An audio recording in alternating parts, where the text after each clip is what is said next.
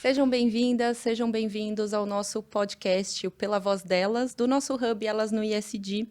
Eu, Mariana Laranjeira, cofundadora, junto com Letícia Sugai, também cofundadora. Hoje vamos entrevistar aqui a Nana Lima. Seja bem-vinda, Nana. Bem-vinda. Muito legal. Obrigada, gente. É um prazer estar aqui. Obrigada pelo convite. A gente que agradece. A gente que agradece. A Nana Lima, para quem não conhece, é uma empreendedora de longuíssima data, premiada e reconhecida, né? Ela pontuou aí a primeira lista do Top Voice LinkedIn. Então, a Nana tem uma longa trajetória e muito bonita que ela vai compartilhar aqui com a gente também para inspirar outras pessoas, né? Então, ela é cofundadora do Think Eva, Think Olga e queremos te ouvir, queremos saber. Obrigada novamente, seja bem-vinda. Gente, obrigada pelo convite. A gente já se conhece também, né, de longa data, por causa dessa lista do LinkedIn, acho que foi 2016, que era muito mato ainda, assim, tava lá pouquíssimas pessoas. Mas é isso, muita coisa aconteceu, eu acho que ainda, né, pós-pandemia, a gente tem muita mudança, tanto individual quanto dos negócios, então estou super animada para o nosso papo aqui. Que bom. Conta pra gente, Think Eva e Think Olga, duas organizações de impacto em equidade de gênero e inclusão, né? Isso. O que essas organizações fazem, que elas têm em comum ou de diferente? Perfeito. Então, a Think Olga é uma ONG, né, uma organização que representa a sociedade civil. A gente existe desde 2013, a gente vai fazer 12 anos já. E a Think Olga, a gente trabalha a comunicação como principal ferramenta para sensibilizar a população e para gerar transformações culturais, assim. Então, vou dar um exemplo. Em 2013, 2014, a gente começava a trabalhar uma campanha de combate ao assédio em locais públicos, né? A cantada, chega de fio-fio, essa campanha... Hoje, 10 anos depois, né, em 2018 principalmente, teve a lei da importunação sexual. Então, você precisa de uma sensibilização da sociedade, uma transformação ali, né, a própria população entendendo que aquilo é uma violência, que você precisa que aquilo mude, né, uma articulação também com o poder público, para daí você ter uma lei que vai agora, as mulheres têm o que denunciar, assim. Então, a gente trabalha muito, a questão da economia do cuidado, tem vários temas que, obviamente, atravessam muito a maioria das mulheres, assim. E a Think Eva, que faz 10 anos, ano que vem, faz consultoria para empresas, para ampliar a equidade de gênero nas empresas. Então, tanto pelo meio da comunicação das marcas, que é onde vem muito a nossa veia, esse DNA da comunicação, mas também da porta para dentro, né? Então, trabalhos de... combate ao assédio dentro das empresas, mas também toda a questão de maternidade. A gente fala que tudo que é um obstáculo para manter e ascender as mulheres no mercado de trabalho, a gente atua para tentar mitigar ou minimizar esses obstáculos. Há 10 anos você já faz isso. Sim. Que é uma visionária, porque ESG total. hoje é um tema que está quente. Eu trabalho com compliance, a gente deve ter clientes em comum, inclusive. Sim, com certeza. E falar de assédio há 10 anos... sexual, que foi a pauta que você trouxe, não era uma coisa comum. De onde que veio esse insight que você pensou? Preciso falar sobre isso. Então, e principalmente agora na Think Eva, a gente fez, em 2021, no pós-pandemia, a gente fez a primeira pesquisa sobre assédio sexual no Brasil, assédio sexual no ambiente de trabalho no Brasil. E foram dados que realmente falam assim, como que esses dados não existem, né? A gente está vivendo isso. Tem um monte de mulheres que... A gente fez a nossa pesquisa, 47% das mulheres... já sofreram assédio no ambiente de trabalho. Então, você fala assim, quase metade delas que trabalha, né, no ambiente fora de casa está sofrendo assédio e a gente não está falando sobre isso, assim. Então, eu acho que até essa ideia de... Quando a gente vê que algo acontece com muitas mulheres e não só com a gente, eu acho que isso é muito poderoso para a gente entender qual é o problema que a gente vai atacar, assim. E o que eu vejo, muitas empresas que vêm falar com a gente... e acha que tem um problema de rotatividade com mulheres, né, em algum departamento ou na empresa mesmo, e tá atacando o problema errado, sabe? Começa a falar de benefício que não tem impacto nenhum na vida da mulher. Então, eu acho que a gente está sempre estudando e mapeando esses obstáculos para poder oferecer essas soluções E cada empresa, a gente sabe, é um universo, tem a sua cultura organizacional, tem os seus valores ditos e não ditos que eles praticam. Então, a gente está bem animada com esse lugar do SG descer ali, tanto da porta para dentro quanto da porta para fora também. Eu já uso e usei muita pesquisa sua nas minhas apresentações e palestras. Que bom! Lá embaixo, Think Eva.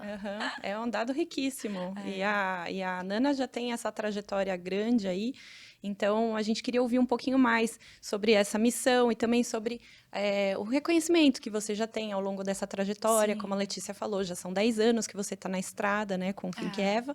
Então, assim, a gente quer que você traga um pouco mais também para a gente de tanto um case que você queira compartilhar com a gente, que seja muito legal, ou também falar um pouquinho do teu lado de premiações, que também é importante. Tá. Eu acho que, assim, até eu sempre, nas nossas palestras, quando a gente mostra uma pequena credencial da Think Eva, daí mostra os clientes, daí mostra as conquistas, eu sempre falo que também é muito positivo porque o crescimento da Think Eva é o crescimento da pauta também. Eu acho que é uma solidificação dessa pauta, assim, de que não é que é isso que você falou, há 15 anos atrás, talvez, né, esses temas, eles não teriam tanta força, ou a gente não acharia que eles são cruciais para o ambiente de trabalho ou para políticas públicas. Então, acho que é sempre uma constante evolução, assim, né? E a Think Eva, a gente começou trabalhando muito na questão da comunicação das marcas, ali em 2015. Então, tinha muito aquele momento femvertising das campanhas, né? De empoderamento feminino. Então, a gente trabalhou, por exemplo, com a Avon, a gente colocou a primeira mulher negra num catálogo da Avon, uma empresa de 100 anos. Que a maioria do público deles é mulheres negras no Brasil, nunca tinha tido uma mulher negra na capa do catálogo, né? Ou você ampliar... Daí era muito legal, porque tudo que a gente fazia na comunicação começava a reverberar da porta para dentro. Então, assim, se você comunica, né, se você coloca uma mulher negra, você vai ser cobrado por qual é a oferta de produtos para pele negra que você tem. Então, isso fazia o pessoal de produto também correr atrás dessa não representatividade que existia para a inovação também, né? Então, acho que essas mudanças que foram bem simbólicas, agora, né? 10 anos depois, você fala, imagina, mulher negra, a gente agora já não é uma beleza que você já vê um pouco mais representada, né? E a gente também... eu lembro a Avon foi nosso primeiro grande cliente, assim, e eles também foram muito corajosos em conseguir mudar um pouco da campanha, da comunicação deles. A gente fez uma campanha de um BB Cream que eles tinham, que colocou Lineker, a Jéssica Tawane, que é muito referência para um público LGBT, colocou pessoas não muito óbvias para falar de beleza, mas todo mundo usa esse produto, né? Então, isso era muito legal, essas mudanças, assim. Hoje em dia, eu acho que é um arco interessante também do mercado que não está colando mais ou não cola mais só aquela comunicação da porta para fora, né? Você precisa começar a fazer que essa comunicação ou esse ponteiro que você quer mudar, de fato mude, de fato caminhe um pouquinho, assim. Então, a gente já tem produtos, já tem cases como, por exemplo, a Natura, que a gente desenvolveu um curso para treinar as consultoras a identificarem possíveis sinais de violência doméstica, porque elas frequentam muito a casa das mulheres, né? A consultoras, essas que vendem por catálogo, normalmente entra na sua casa para pegar o seu pedido, ou no cabeleireiro, sabe aquela... frequenta muitos, assim. Então, e muitas delas também já sofreram violência doméstica. Então, era um programa, né? Era um curso por WhatsApp, numa plataforma fácil que elas consigam fazer, para treinar essas mulheres para daí poderem, né, acolher essas vítimas. Então, sabe, são atuações que não é só na comunicação, você começa a atuar também em oferecer algum tipo de serviço, produto, ou até a estrutura mesmo da empresa, assim. Então, tem diversos cases ao longo desses 10 anos que a gente se orgulha bastante, assim, né? E vê um pouco esse compromisso de não só na comunicação, mas também da porta para dentro. E aproveitando esse gancho, Nana, você enxerga que hoje as empresas elas estão de fato fazendo isso de forma genuína, vindo da porta para dentro? Porque eu vejo assim muito e de onde está vindo isso? Será que é só a nova geração que vem questionando? Será que nós mulheres, né, a gente tem encontrado cada vez mais o nosso papel, ou mesmo pessoas de grupos subrepresentados, têm encontrado sua voz e por onde, né, tecnologia e tudo mais? De onde está vindo isso? E se você realmente enxerga que acontece essa maturidade, tem acontecido essa maturidade de começar a olhar porta para dentro?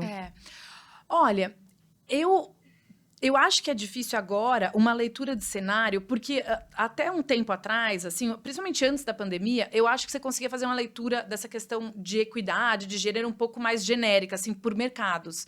Agora, eu acho que cada mercado está num lugar, assim, sabe? A gente está falando esse ano com alguns clientes de energia, por exemplo, que estão muito atrás ainda na representação de mulheres, né, em ter um ambiente inclusivo e acolhedor para mulheres. Então, temos ainda tem muito que se fazer.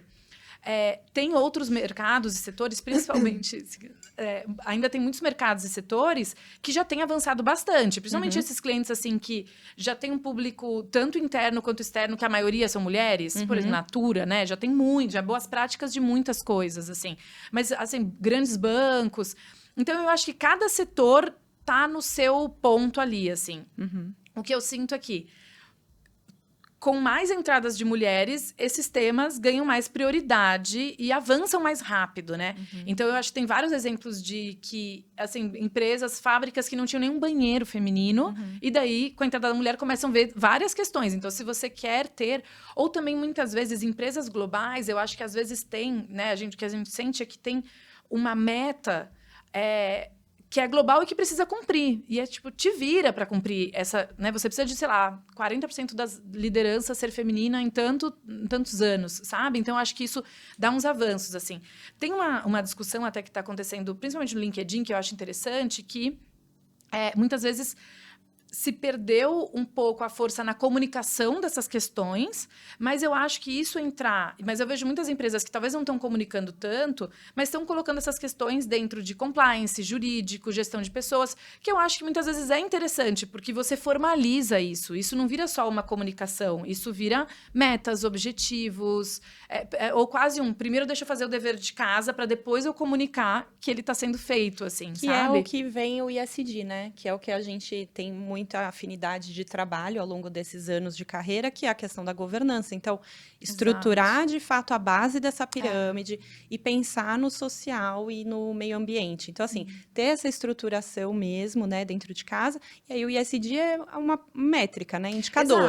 Então, assim, é aquilo que você de fato vai cumprir, aquilo que você se planeja, né, para cumprir. E aí você vai ter os desafios e as consultorias para apoiar, como a de vocês, né? Para poder, de fato, apoiar as empresas que querem ter uma maturidade maior.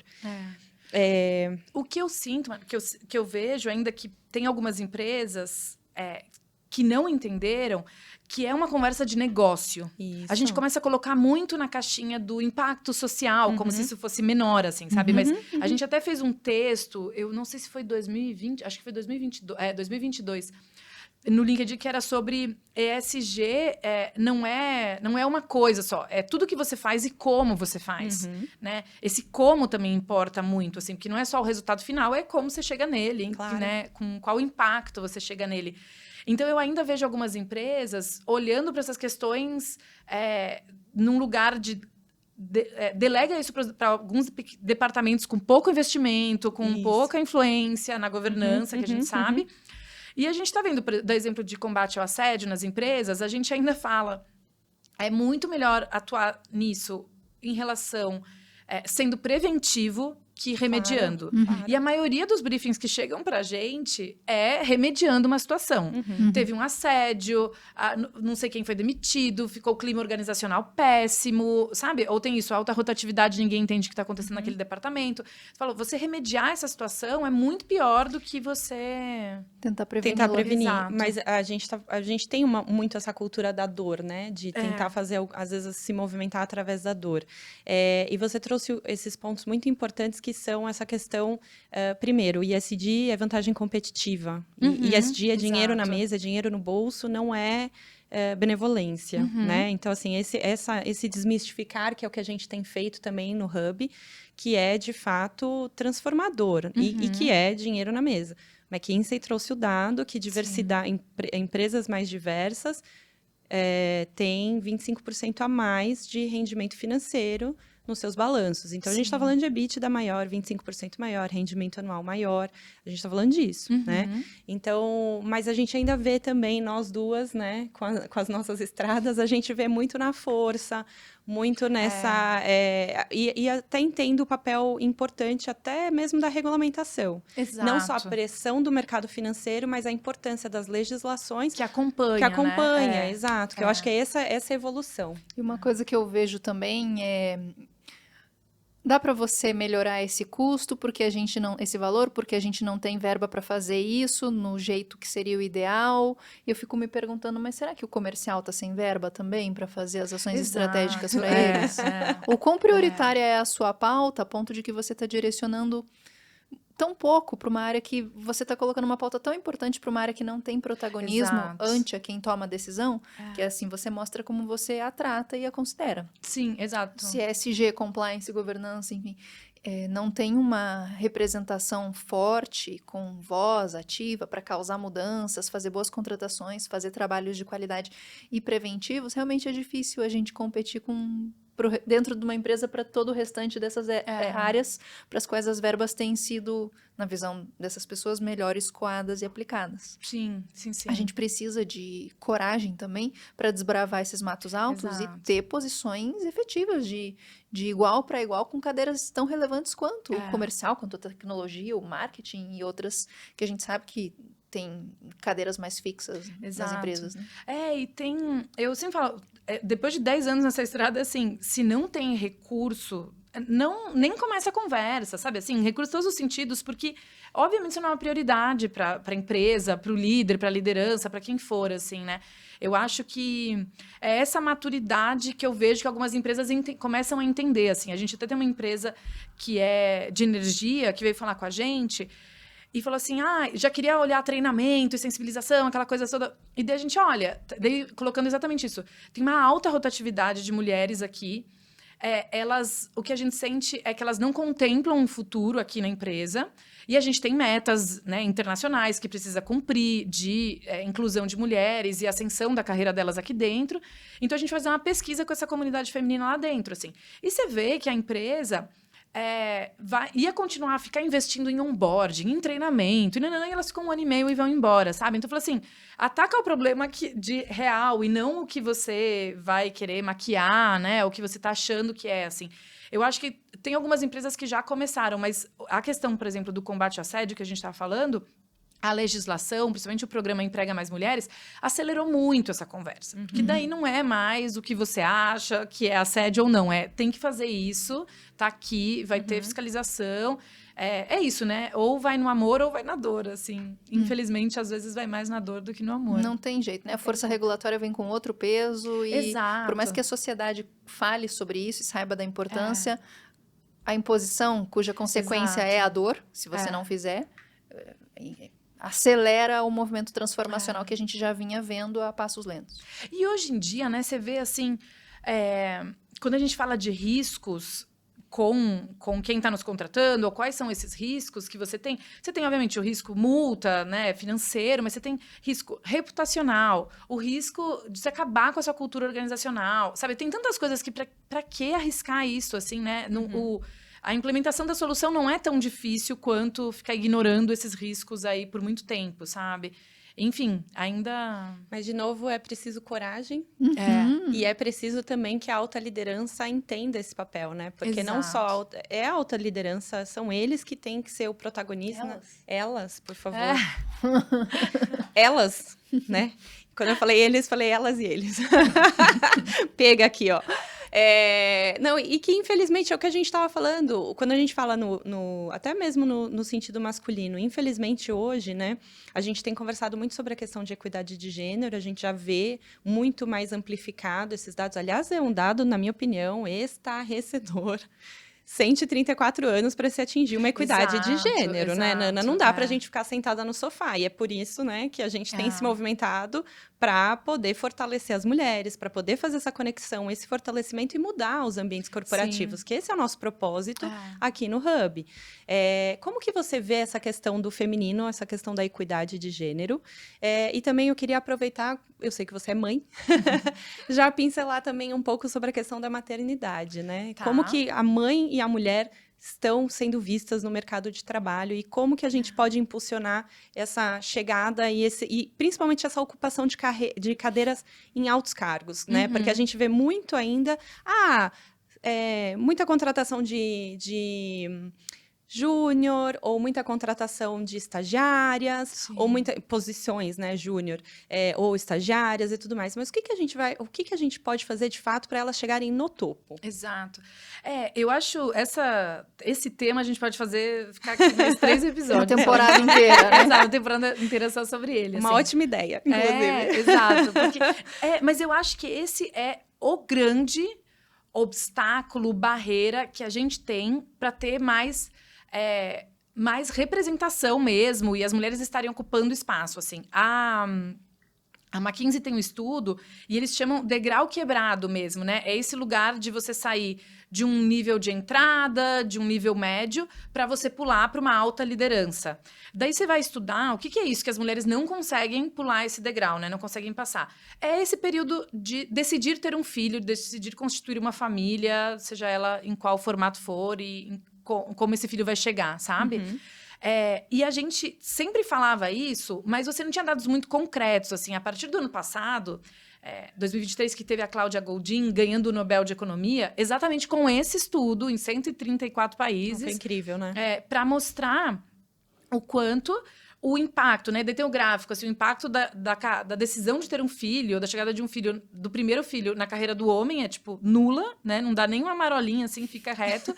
O da mulher vai um pico para baixo, daí 5 anos depois, você ainda tem 15% de mulheres fora do mercado de trabalho. Daí você vai olhar isso por país, o Brasil, ele mantém as mulheres expulsas do mercado, as mães expulsas do mercado de trabalho por muito mais tempo. Então, esse pico para baixo, ele fica até 10 anos. Assim, 10 anos, um buraco de 10 anos na sua carreira, né? Que isso, né? Você volta para outro contexto completamente, assim.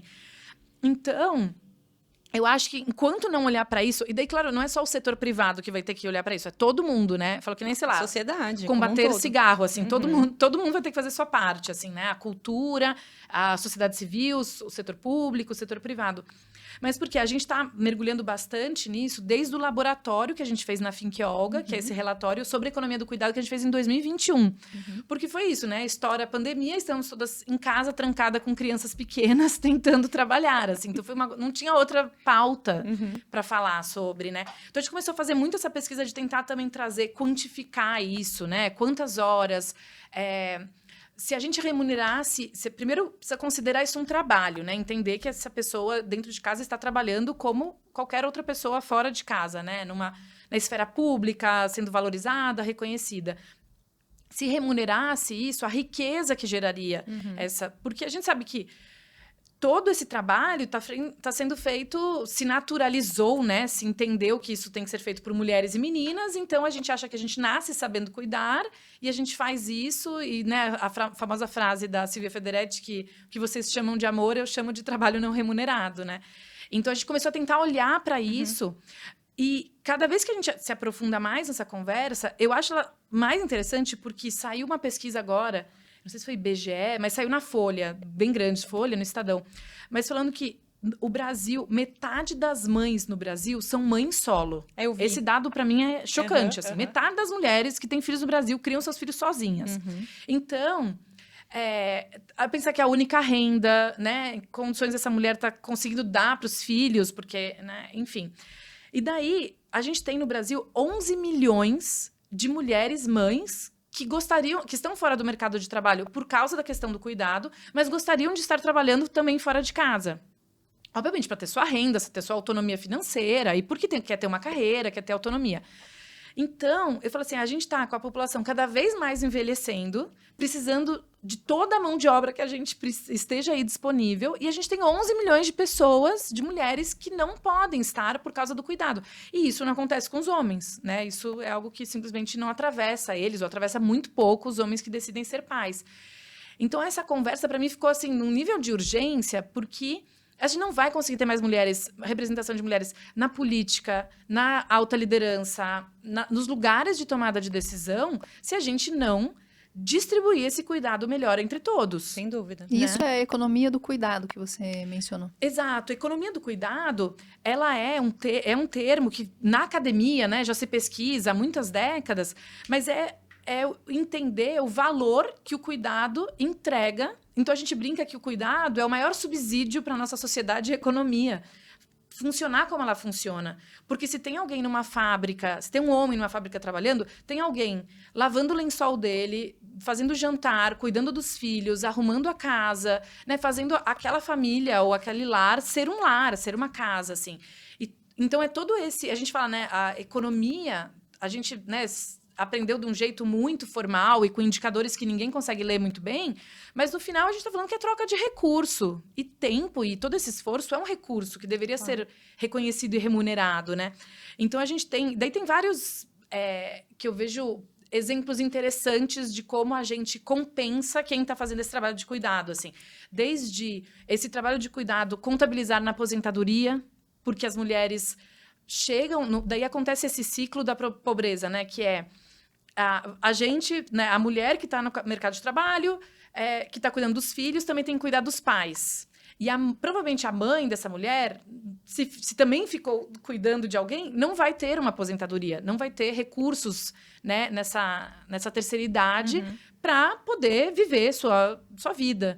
Então, ela vai carregar a filha para isso. E quando a renda mais baixa, mais esse ciclo acontece. Então, a mulher larga o mercado de trabalho para cuidar da mãe, para cuidar dos filhos, e fica todo mundo nesse ciclo que não consegue romper, assim. Isso no Brasil, principalmente quando a gente fala de mulheres de renda mais baixa, né, com menos acesso. Mas também está acontecendo que a gente fala não só... Porque também tem um monte de mães, de mulheres que não decidiram ter filhos, e tudo bem. Então, o que é? Mas é bem provável que a questão do cuidado vai te atravessar na sua família. Porque quem que vai cuidar dos pais? Quem que vai cuidar de um parente idoso? Provavelmente vai ser a mulher. Assim, a gente tem relatos, quando a gente abre essas caixinhas na Eva para conversar com as mulheres, tem relatos disso. Assim, a mulher tem 3 irmãos e é ela que cuida dos pais. Sabe, assim, tem várias outras pessoas que poderiam... Né? Não é equilibrado, assim. Então, essa questão do cuidado... Eu acho que ela ficou central, assim, para se pensar como, se isso não for bem dividido, distribuído, vai ser esse eterno agravante de desigualdade de gênero. A gente vai estar sempre correndo atrás, né? Sempre tendo que abrir mão da carreira, abrir mão de um salário melhor. E num país tão desigual como o nosso, a quantidade de mulheres que deixam de trabalhar, porque se você tem 2 filhos e você está num nível, assim, que você não tem uma renda muito boa, um salário muito bom, vale mais a pena. É muito caro ter filho hoje em dia, vale mais a pena você largar a sua carreira, ficar em casa cuidando das crianças. E a gente sabe todo o ciclo que isso perpetua, assim, né? Então... E, Nana, pensando em formas de repente, contribuir, solucionar e mudar um pouco essa realidade, né? A gente sabe que esse ano tem o Copai, né? Que tem trabalhado muito nessa questão de licença, né? Sim. A licença paternidade. Então, assim, provocar essa mudança na legislação, porque hoje... São só 5 dias. Exato. É uma vergonha, né? Pensar numa pessoa, um pai, né? Exato. Um homem Você faz o quê? Você registra no cartório e volta a trabalhar, né? Às vezes nem isso. Não, às vezes nem isso dá tempo. Se for no fim de semana, ainda não dá tempo. É isso que eu ia falar. Isso, e detalhe, se o seu filho ou sua filha nascerem numa sexta, você já perdeu o sábado e domingo. Exato. A conta não é corrido, não é útil, né? Ainda tem essa. Então, assim, e o quão também, eu atuei muitos anos no mercado financeiro, muito no setor de agro, muito no setor portuário. Então, ambientes extremamente masculinos, né? E por vezes machistas. Mas, assim, o quão isso impacta exatamente nessa questão da economia, né? Do cuidado. Também em como essas mulheres se cuidam das suas carreiras, porque praticamente se anulam. Sim. E, assim, o que a gente pode fazer, né? Acabei de citar aqui o Copai, mas, assim, quais outras soluções como sociedade a gente tem que realmente refletir e mudar. Não tem outra forma de fazer. Exato.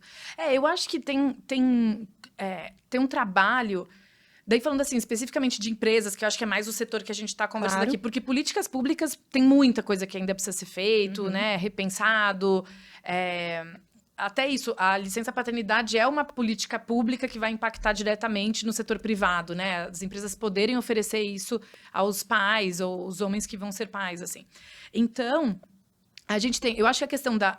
Se for uma coisa bem imediata, eu acho que esse olhar de flexibilidade, isso impacta muito a mulher poder aceitar um trabalho, né? Poder, se existe essa possibilidade, se não é um trabalho tão presencial, eu acho que isso impacta bastante, porque no final é a mulher que busca na escola, que leva, sabe, que está sempre. Então, ter essa flexibilidade ajuda muito a mulher poder se manter naquele trabalho ali.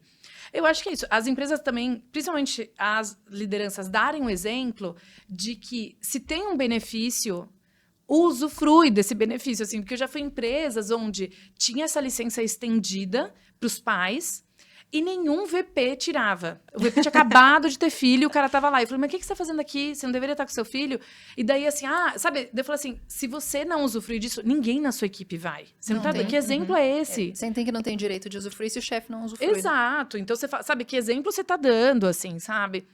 Então, eu acho que tem isso, assim, de ter esse... E a liderança dar esses exemplos de que tem que participar, de que não é estranho um cara sair no meio de uma reunião porque tem que buscar o filho doente na escola, porque isso, para uma mulher, é meio que... Uma mãe, é meio que óbvio que vão falar isso para, né, achar que é isso.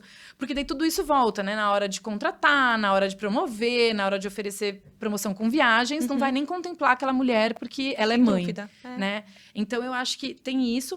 Daí, outras questões que eu entendo que... Daí, talvez a gente tenha que começar a trabalhar bem na base também ali, né? Estrutural mesmo, né? É uma questão Com muito meninos, estrutural. assim, com homens, aprenderem a cuidar, se sentirem responsáveis pelo cuidado, né? Eu acho que a gente... principalmente nós, mulheres, agora somos uma geração que a gente está vendo o quanto isso é um peso. A gente não faz isso mais de... sabe, acabou um pouco esse mito da super mulher, de, nossa, me dá mais pratinhos que eu quero super equilibrar todos eles, né? Eu tô assim, que pratinho eu posso deixar cair, assim, toma uns pratinhos aqui. Então, mas eu acho que, imagina, eu tenho 2 filhos, tenho um menino de 6 e um de 3. E assim, fico o tempo todo trazendo essa questão para eles do cuidado com eles mesmos, né? Com o próprio corpo, porque daí vira uma coisa que ele não se cuida, então ele vai sobrecarregar outra pessoa, que provavelmente vai ser uma outra mulher, provavelmente vai ser eu, ou vai ser, sei lá, né, alguém que ele conviva, alguém que ele vai se relacionar. A questão do cuidado com a casa, a questão do cuidado com o entorno dele, com a sociedade, porque senão fica muito pesado para nós, mulheres, só terem que segurar todos esses pratinhos. E a gente pode pegar exemplo nas nossas famílias, né? Quem cuida? Quem faz questão de fazer o almoço de domingo? Quem faz questão de fazer as celebrações? É muita coisa que fica nas nossas costas sem a gente poder descansar, sem a gente poder também buscar lazer, descanso ou até recompensa financeira, que é o que a gente quer também, né? Claro, a gente quer e pode, né? Então, Exato. Esse é um grande ponto. Você traz esse ponto da maternidade, é algo que também reflete muito na minha questão pessoal. Também sou mãe de 2. Tá. E também nessa mesma faixa. São outras tretas, né? Outras de criação, tretas, assim, exato. Mas eu ouvi uma vez, eu estava ouvindo uma dessas palestras e eu achei bem interessante a questão que foi trazida ali naquela abordagem, traçando um paralelo com lojas de brinquedo.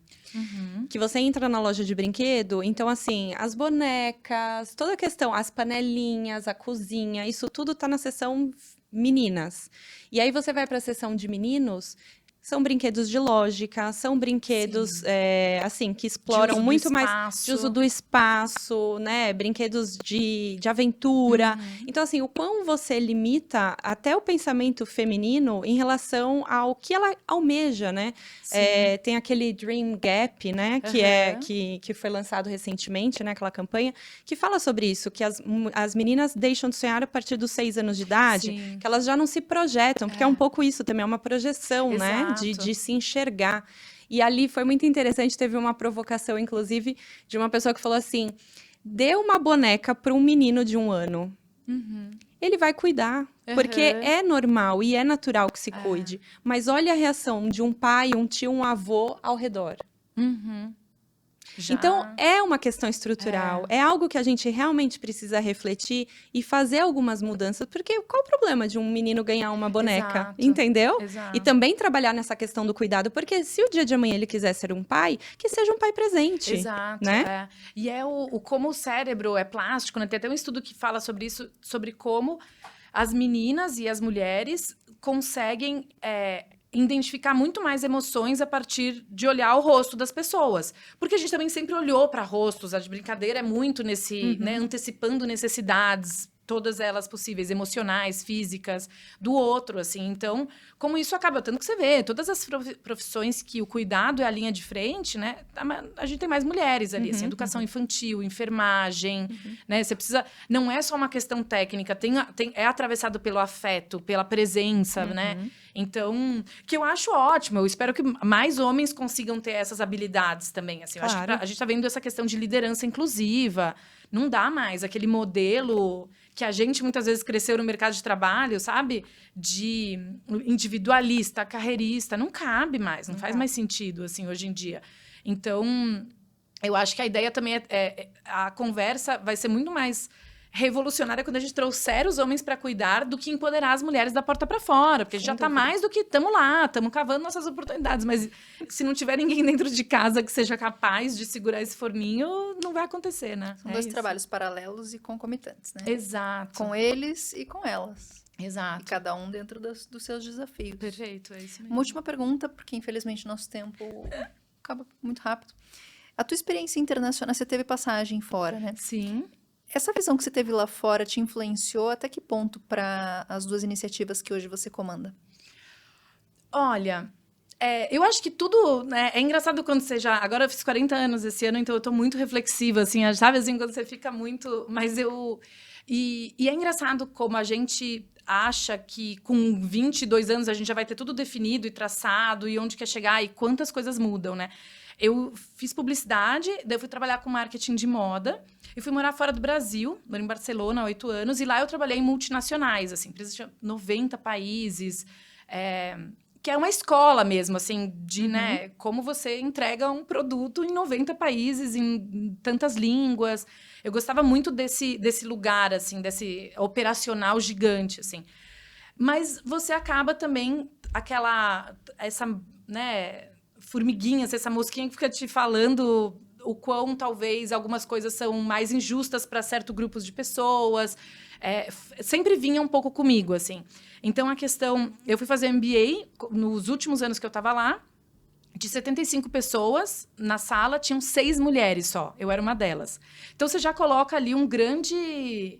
Né, pensando assim, essas pessoas estão se formando para serem as lideranças do futuro. Então, a gente vai ter já uma já está desbalanceado, já está muito desbalanceado. Eu falei, cadê? E assim, as mulheres dos meus colegas eram ótimas, estavam no mercado de trabalho, mas sabe quando você vê assim, mas daí quando tiver filho, é elas que vão abrir mão da carreira, assim, sabe? E hoje eu estou no grupo com eles ainda, faz 10 anos, foi em 2014 que eu me formei, e nenhum deles teve nenhum impacto, e todos têm filhos agora, a maioria e tal.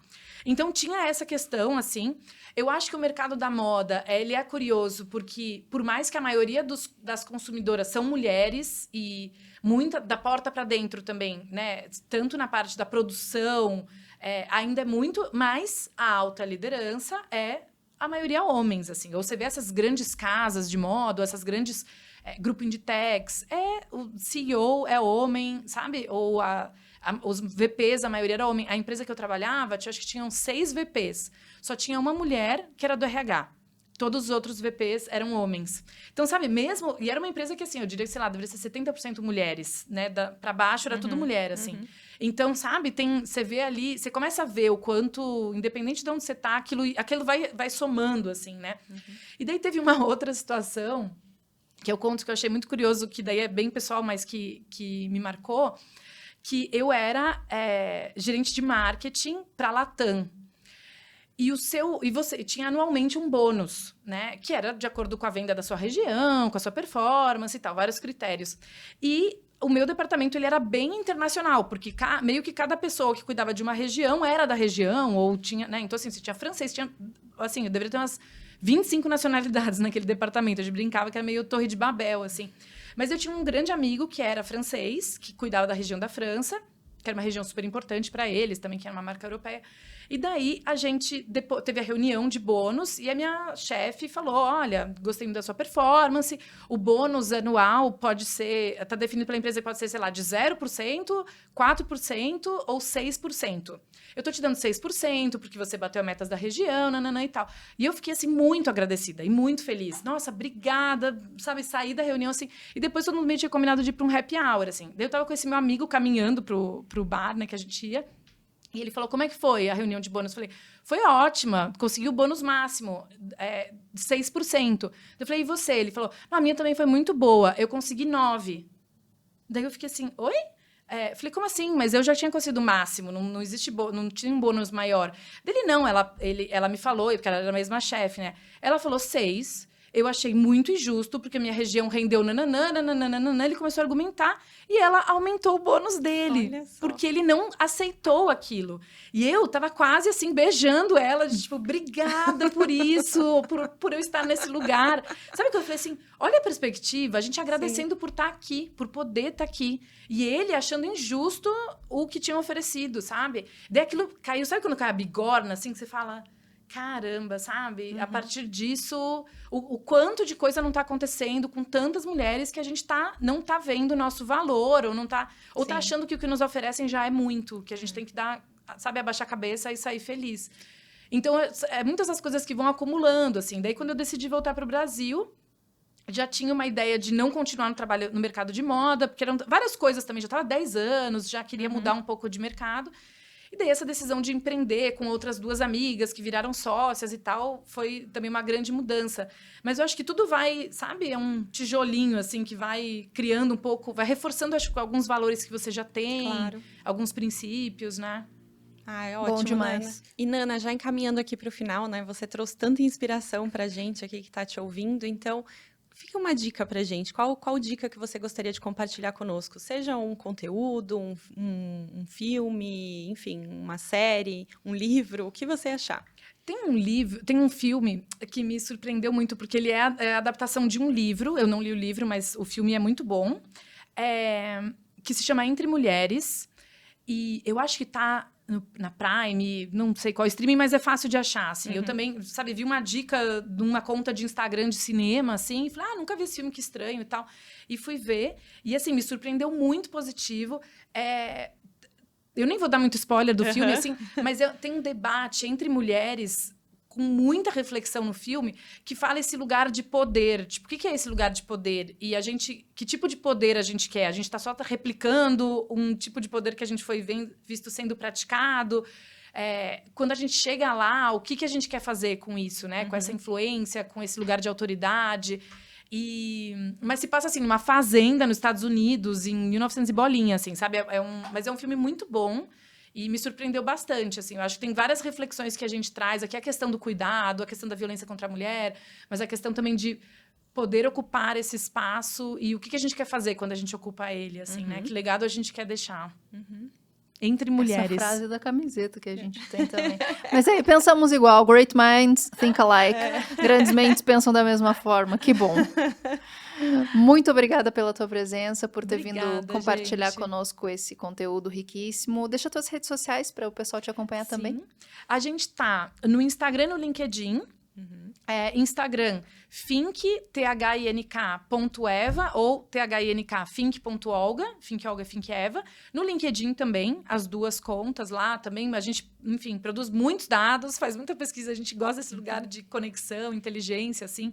Porque é isso, né? Também essa coisa de... Todas essas questões que a gente falou, ter dados, entender o tamanho do problema, né? Qual que é o contorno, ajuda a materializar, principalmente a pensar nas soluções, assim. Então, a gente trabalha muito nessa linha.